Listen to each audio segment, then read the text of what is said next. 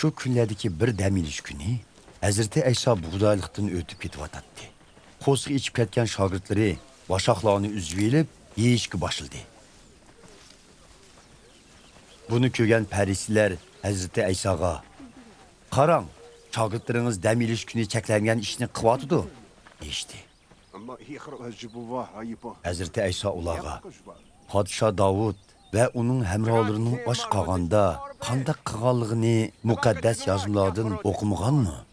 U ibodatxonadagi muqaddas joyga kirib, Xudoga atalgan nonlarni ruhoniydan so'rab, hemrolari bilan birga yegan.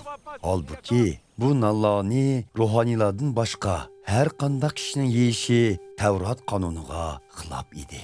Shuningga o'xshash ibodatxonada ishlaydigan ruhoniylar dam ilish kunlari ishlamaslik amrini buzsa-mu, Tavratda ular gunohkor deb yozilmagan. Sizlar buni o'qib boqmaganmi? Bilib qo'yinglarki, bu yerda ibodatxonadimi ulug'i bor. Agar sizlar Xudoning men qurbonlik qilishinglarni emas, rəhim şəfqət göstərişinglarni istəymən degan so'zining ma'nosini bilsanglar edi. Begunoh kishilarni gunohkor deb qaramaytdinglar. Men inson o'g'li, dam ilish kunining egisidirman.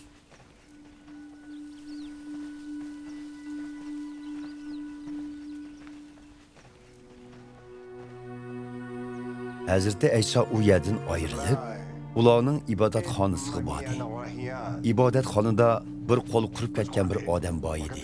Ba'zi parisilar Hazreti Aysoning ustidan arz qilishga bahona tepish maqsadida uningdan dam ilish kuni kasal saqaytish Tavrat qonuniga uyg'unmi deb so'radi. Hazreti Ayso ularga mundaq javob berdi: "Biraringlarning qo'yi o'g'riga tushib ketsa, dam ilish kuni demay, uni darhol totib chiqarib olmamsizlar? Odam qo'ydan ko'p qimmatlikda. Demak, dam ilish kuni yaxshilik qilish Tavrat qonuniga uyg'un." Ondan Hazreti Ayso ilqi kasalga qo'lingni uzat dedi. U odam qo'lni uzatishi bilanla qo'li asliga kelib, yana bir qo'lga o'xshash holatga qaytdi.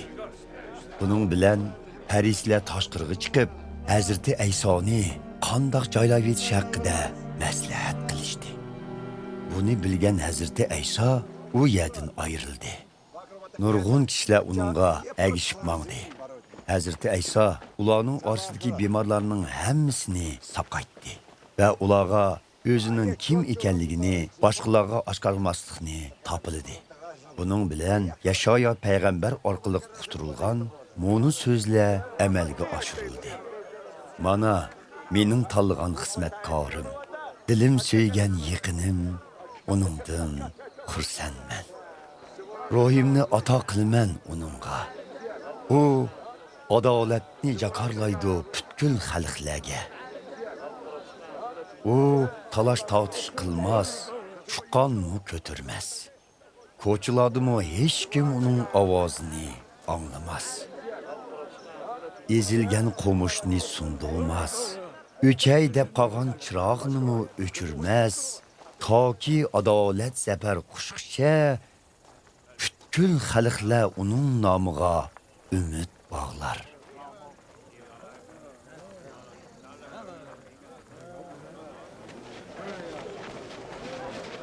Shu chog'da Hazreti Aysoning oldiga jin chapishib olgan ko'r va gocha biri elib kelindi. Hazreti Ayso uni saqaytib, so'zlaydigan va ko'ralaydigan qildi.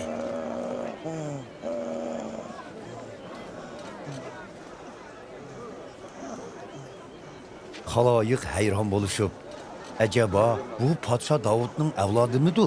deyishdi. Bu so'zni olgan parisilar, "O jinlarni ularning boshliqi bo'lgan shaytonga tayinib haydaydi ekan" deyishdi. Ularning nima o'ylayotganligini bilgan Hazreti Ayso ularga mundaq dedi: "Agar bir davlatdagilar ikki guruhga bo'linib so'qishsa, u davlat zavollikqa yuz tutadi. Har qanday shahar yoki oildagilar o'zaro jidal mojaro qilishsa, ularmu vayron bo'lishdan saqlana olmaydi. Agar shayton o'z boshqushida bo'lgan jinlarni haydasa, o'ziga qarshi chiqqan bo'ladi. Bundaqda uning podshohligi qandoqmi putirab turalsin? Agar men jinlarni ularning podshoyi bo'lgan shaytonga tayinib haydasam, sizlarning agash kuchinglar jinlarni haydashda kimga tayandi? Aytganlaringlarning xato ekanligini o'z agash kuchinglar dalillab berdi. Amaliyotda men Xudoning ro'yiga tayinib jinlarni haydavatdim. Bu Xudoning podshohligining oranglarda namoyon bo'lganligini isbotlaydi. Bir kishi kuchtungur birisining uyiga kirib, uning melini qandoq bulab ketalisin? Faqat shu kuchtungur odamni bog'layolganlarla uning uyini bulang talang qilalaydi. Men bilan bir yo'lda mang'allar, menga qarshi turg'uchilardir. Menga yig'ib olishga yordam bermaganlar to'zituvchilardir.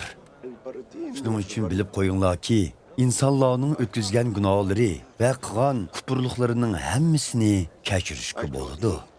Lekin muqaddas ruhga qilingan kufrlik kechirilmaydi. İnson o'g'liga qarshi so'z qilganlar kechirimga erishalaydi. Lekin muqaddas ruhga qarshi gap qilganlar bu dunyodami kechirimga erishalmaydi. Sizlar daraxtni mevasidan farq etishinglar kerak. Meva darg'i yaxshi bo'lsa, beradigan mevasimi yaxshi bo'ladi. Meva darg'i yomon bo'lsa, beradigan mevasimi yomon bo'ladi. Chunki har qanday daraxt mevasidan bilinadi. Ey zaharli ilonlar, sizlar yomon tutsanglar, og'zinglardan qandoqmi yaxshi gap chiqsin. Chunki ko'ngildan nima bo'lsa, eg'izdan shu chiqadi. Yaxshi odam qalbidagi yaxshiligidan yaxshilik chiqaradi. Yomon odam qalbidagi yomonligidan yomonlik chiqaradi. Bilib qo'yinglarki, sizlar qilgan har bir eg'iz quruq gapinglar uchun qiyomat kuni hisob bersizlar. O'z so'zinglar bilan yo oqlansizlar, yo gunohkor bo'lib chiqsizlar.